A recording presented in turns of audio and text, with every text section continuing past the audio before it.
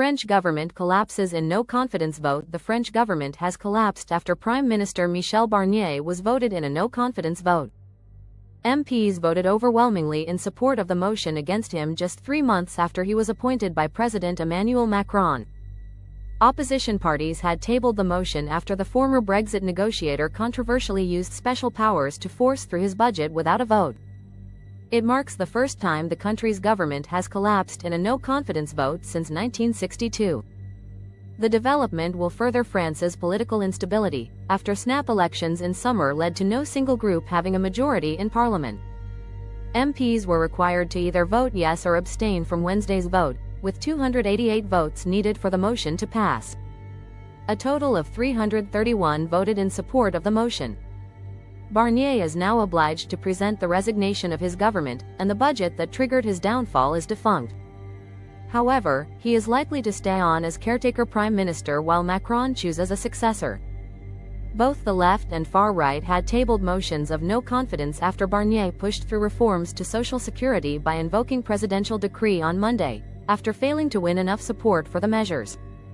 Subscribe to my channel Nestle Gonzalez and be part of my beautiful family. The left-wing alliance New Popular Front, NFP, which won the most seats in the parliamentary elections, had previously criticized Macron's decision to appoint centrist Barnier as prime minister over its own candidate. Alongside the far-right National Rally, RN, it deemed Barnier's budget, which included €60 billion, £49 billion, in deficit reduction unacceptable.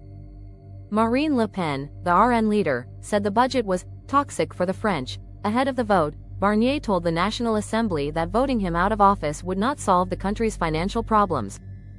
"We have reached a moment of truth, of responsibility," he said, adding that, "we need to look at the realities of our debt. It is not a pleasure that I difficult propose measures." In an interview with French broadcaster TF1 on Wednesday, Le Pen said there was no other solution than to remove Barnier. Asked about the French president's prospects, she replied, "I am not asking for the resignation of Emmanuel Macron." However, Le Pen added that, "If we do not respect the voice of voters and show respect for political forces and respect for elections, then pressure on the president will obviously be stronger and stronger."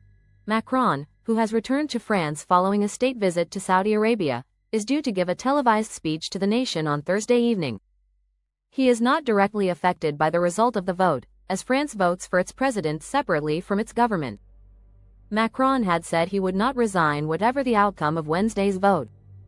He is expected to name a new prime minister swiftly to avoid the embarrassment of a non-existent government, not least because U.S. President-elect Donald Trump is due in Paris this weekend for the reopening of the Notre Dame Cathedral.